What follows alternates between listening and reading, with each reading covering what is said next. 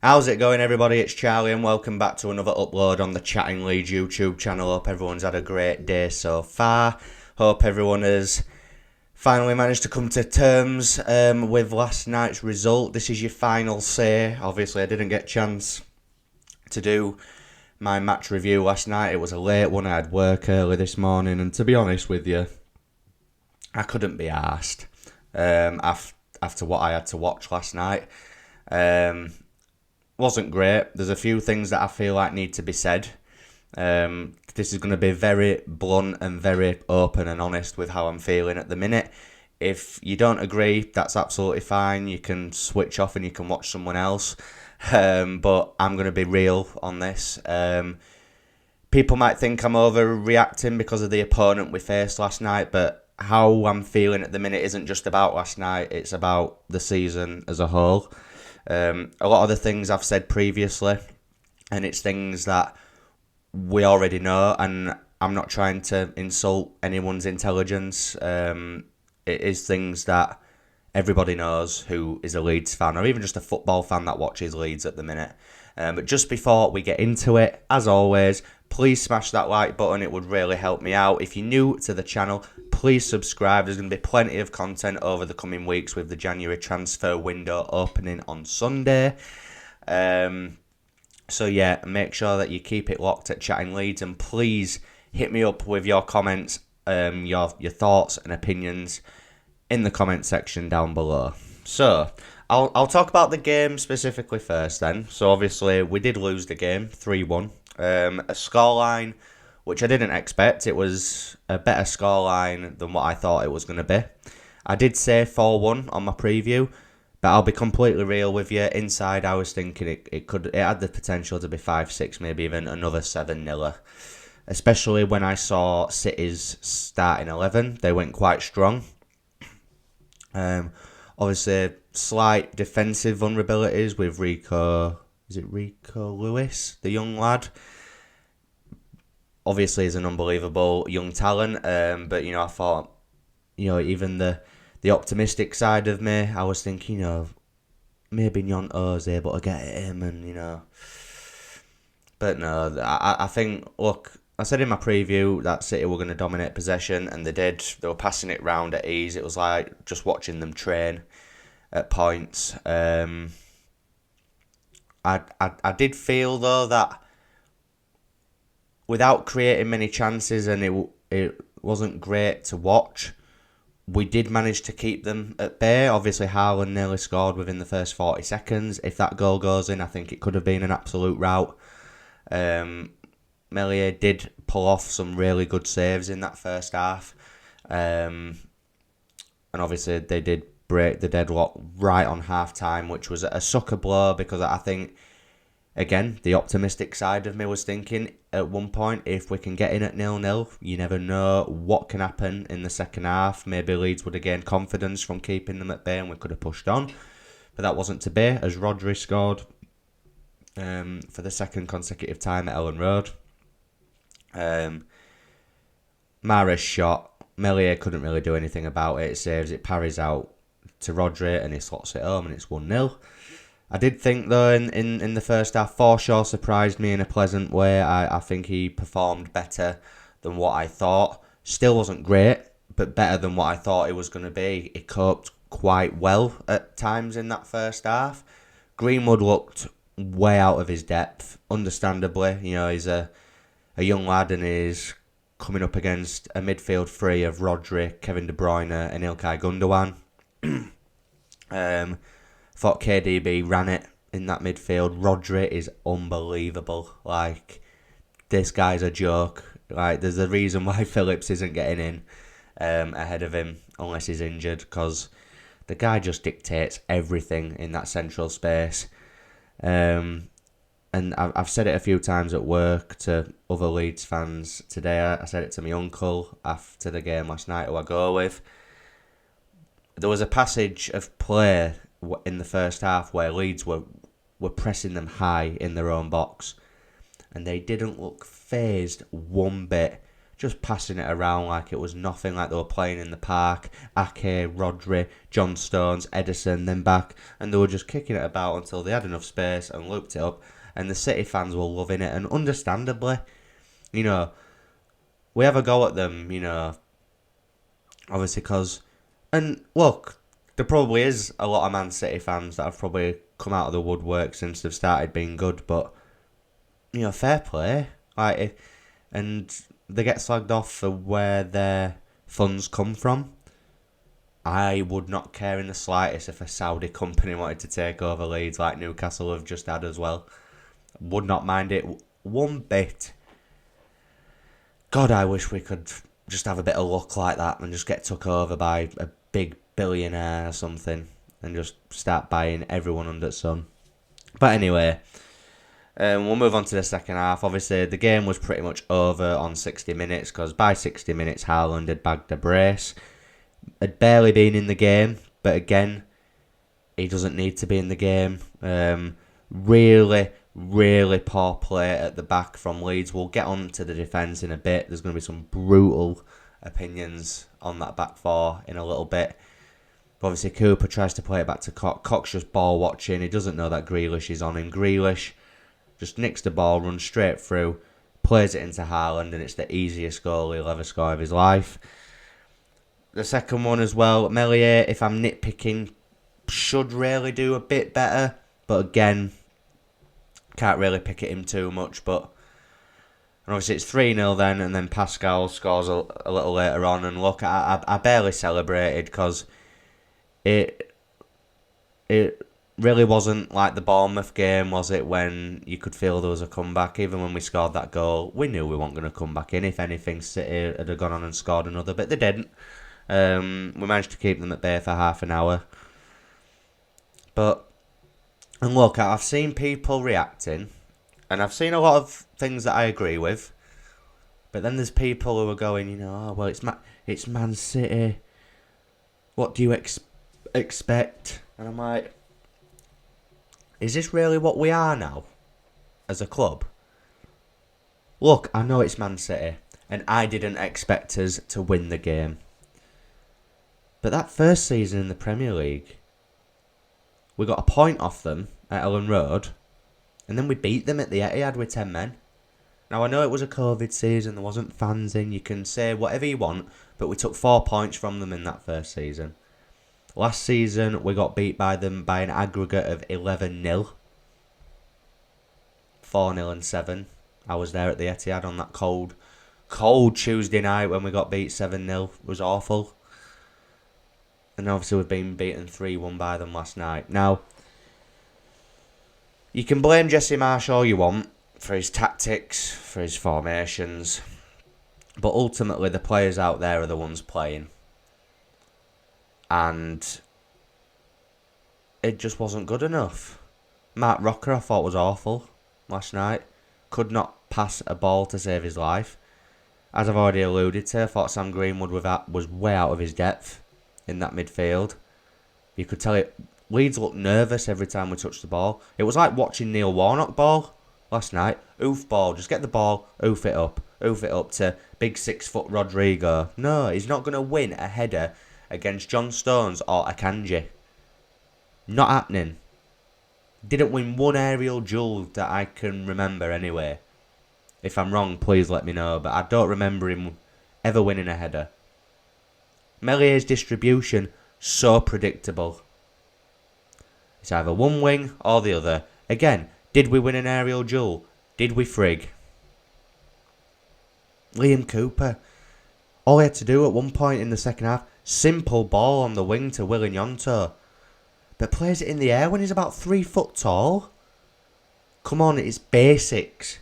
Basics are not... We're not doing the basics right. Let's get on to this back four because honestly, we've been linked with this Wober, however you pronounce his name, from RB Salzburg, who can play as a centre half and a left back. Great, seems like a good young player. He's a Salzburg captain, Austrian international. Great stuff. And he might improve us slightly. But when you've got absolute dross around you, We need more than just him. Liam Cooper is not a Premier League player. Let's just put that out there. There's all these happy clappers. There's all these super duper Cooper. No. I can recall one good tackle he made on Mahrez last night. Everything else was utter shambolic. He's not vocal. Everyone says, oh, he's a really good leader. No, he's not. I go week in, week out. I see it with my own eyes. He is not vocal on that pitch, and he is not good enough to play it in the Premier League. Simple. If Leeds want to keep him around till end of his career as club captain in the background, can play in the cup games, or if a centre-back's injured, I don't mind that. But he should not be starting week in, week out in the Premier League in 2023 for Leeds United. No, not a chance. Now, if our board was actually competent and not negligent, we would go out and get an out-and-out left-back in this January transfer window. But again, we're going for this Salzburg kid who can play centre-back and left-back. No, go out and get a fucking left-back. Excuse my French. But go out and get a left-back. Not someone who can play centre-back and left-back like we've turned Pascal Struijk into. Struijk should be left centre-back. I don't mind Koch being on the right if it's Koch and Struijk. I think they need to have time to form a partnership. Because even though Koch, he was at fault for that first Haaland goal and he wasn't great last night and he's not been great of late. But I do think he needs Pascal next to him.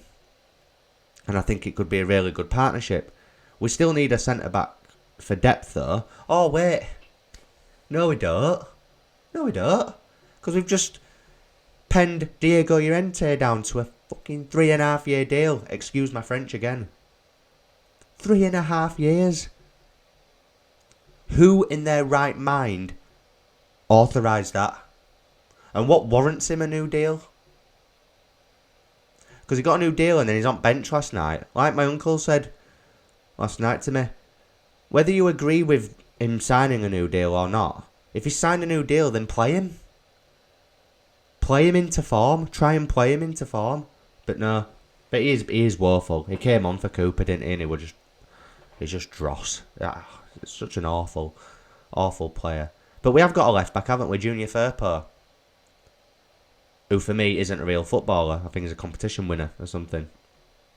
Barcelona must have been laughing their asses off when we paid 30 million for that. Awful. Christensen, I think, is a bit hit and miss, but again, I think can't really judge him properly at this minute in time. He's only been in the Premier League a few months. I sincerely think that going forward, we're not a bad team. We still need to improve in the forward areas with a few additions, I think. But there's potential there. But that defence, I'd say it's arguably the worst in the league as a collective. Or up there, at least, with one of the worst in the league. The only defender that I can think of at the minute who is 100% worthy of playing in the Premier League is Pascal, and he's not even playing in his natural position. That just tells you everything. But again, I do think Koch would be better with Pascal next to him. Whether that's true or not remains to be seen because we've not seen it. I could be wrong about that, and if I am, then fair play. But just do something different. Go out, get a left back in January. Sign this Verber, right, that's fine. Another defensive cover. Get a left back. Get a midfielder. And get rid of Click. Get rid of Forshaw. Get rid of Ayling. You know, these are the promotion boys. No. We need to take sentiment out of it. If we're going to move forward as a club, certain things need to happen. Like getting rid of the dead wood. You know, Ayling comes on last night and everyone's going, Luke Ayling. No. No. I get it. I get why. But no. Super duper Cooper. No. I'm sorry. I can't get on board with it anymore. I just can't. All these happy clappers who are just you know, they've got their head in the sand and they're not wanting to admit reality of what is happening. We are in massive, massive trouble at the minute. We were very lucky over the Christmas period that results went our way. Unless we could have found ourselves in the bottom three quite easily. Am I sitting here saying that Leeds are going to go down? No, I'm not. It's way too early for that. Way too early. Ask me at the end of January once the January transfer window is closed. Then I'll give you an answer on that, on if I think we're going to go down. Because if the board are negligent in this window, we're doomed. I'm being real here.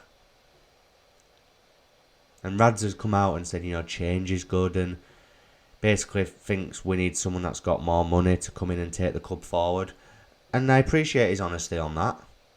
But those are the words of a man who is not going to dip his hand in his pocket much in this window. We'll probably get the RB Salzburg lad, and then that's your whack for me. When in reality we need a number 9, a proper number 9, a midfielder. Obviously we're getting the Salzburg defender and a left back. So that's 4 signings? Which for a club like Leeds shouldn't be an issue, but for some reason it is. Now I get it, if Rads can't afford it, obviously you can't break FFP and all that jazz, whatever. I don't know the main reason, but it seems to be the fact that he can't afford it. Why isn't the 49ers takeover being thought of like months in advance? When Newcastle's takeover happened last year, it happened, was it about October, November? And then they went out and bought players in January and then moved higher and higher and higher up the league. Why can't we do that? Why are the 49ers taking so long to make a decision? Might be edging the bets for if we go down or not. Fair play, I can see that from a business standpoint. But I do sincerely think that with the right additions, we could be either the bottom of the top 10 or at least top of the bottom half, but comfortable. If we could finish 11th, 12th, but be comfortable most seasons, even maybe break into the top 10, I'd be more than happy with that for a few seasons just to establish ourselves. Then we can think about going higher and trying to push for Europe and all that. But again, football's fickle. If we beat Newcastle on Saturday, then I'll be more positive and I'll be thinking, right, we can push on and get a result at West Ham. But realistically, do I see us beating Newcastle on Saturday? No, I don't. I don't. And I'm just being honest there. A point max, I think, is capable. And if they prove me wrong, and I'll be delighted. I hope they do. But Newcastle are 3rd in the league right now. 3rd or 4th. Under Eddie Howe, and their squad hasn't even... It's had a few additions, but not many. Look at Almiron. What a turnaround for him. Callum Wilson, St. Maximin, Joe Linton. They're not superstars, but they work really well as a team. And they've got that Alexander Isaac to come back from injury. Like, come on. Eddie Howe's done wonders up there. Why can't we have that? Why can't we have a takeover? Surely it's not just the 49ers that would be interested in buying a club like Leeds United. Could you imagine the buzz around the place if we got bought by a billionaire? And I'm not even saying just signing any random player, just being smart and signing good quality additions just to keep us up this season. And then we can, in the summer, we can push on and we can buy. And that's the dream. But honestly, we're in deep shit if we are negligent in this window. Massive. It's one of the biggest transfer windows in our history. I've seen a lot of people say that, and I agree. It's massive, is this transfer window? Massive. I just hope that Rads, Orta, Kinnear are just looking at it and thinking, we really... They cannot gamble with it like they did last season. It paid off last season, only just. But we can't have that again. I don't want to be looking at Everton's results, Southampton's results, Forest's results. I don't want to be doing that. I want to just be focused on us and what we're doing. Not saying that I expect us, to do an Arsenal and be invincible. Not saying that. We're going to lose games. We're going to have off games where it just doesn't work and we have bad games, whatever. It happens. City have been beaten twice this season. Nobody's perfect. But City, they go into every game thinking they're going to win. We don't. I do not go into a game thinking that. Deep down, I might come on here and I might go, oh yeah, we'll win 2-1. Deep down, I don't go into any game thinking that Leeds are going to win now.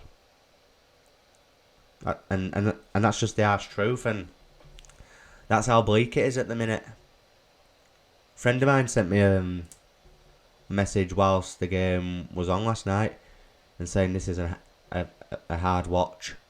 And he's an Arsenal fan. And he's saying this is a hard watch. He said, if you keep playing like this, you're going to go down. And that's coming from an outsider. Look, I'm sorry, guys. It's been a bit brutal. It's been a bit negative.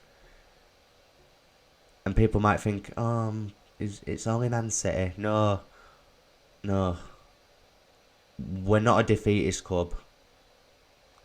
Again, I expected us to lose last night.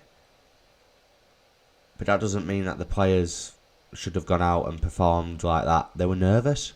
Every time they had on the ball, they were nervous, and that's just not good enough. You're in the Premier League. You should be getting used to by now that you're going to come up against some of the best players in the world. And boy, did we come up against some of the best players in the world last night. They're an outstanding team. The only positive I can take from last night is that it wasn't a hammering. And that for pretty much 45 minutes we kept them at bay. But that's the only positive I can really think of. I was going to give my predicted 11, but if I'm honest with you, it's probably going to be a similar lineup, or you might see a few odd changes here and there. Obviously, Tyler Adams will probably come back in. I expect maybe for Sam Greenwood, he might play Forshaw, Adams and Matt Rocker in the middle. Who knows? But I'll be back tomorrow night with my match preview ahead of our trip to the Toon on New Year's Eve on Saturday. Again, not expecting anything, just as a quick spoiler, but I'll try and have a think about it tomorrow in more detail. I am working at home tomorrow, so I might get the preview out a little bit earlier. So just stay tuned for it. But yeah, I will be back tomorrow with the preview for the Newcastle game. If you've enjoyed this somehow, please smash that like button. Please subscribe if you're new to the channel as well, and share all of your thoughts and opinions in the comment section down below. And I'll see you in a bit. Cheers.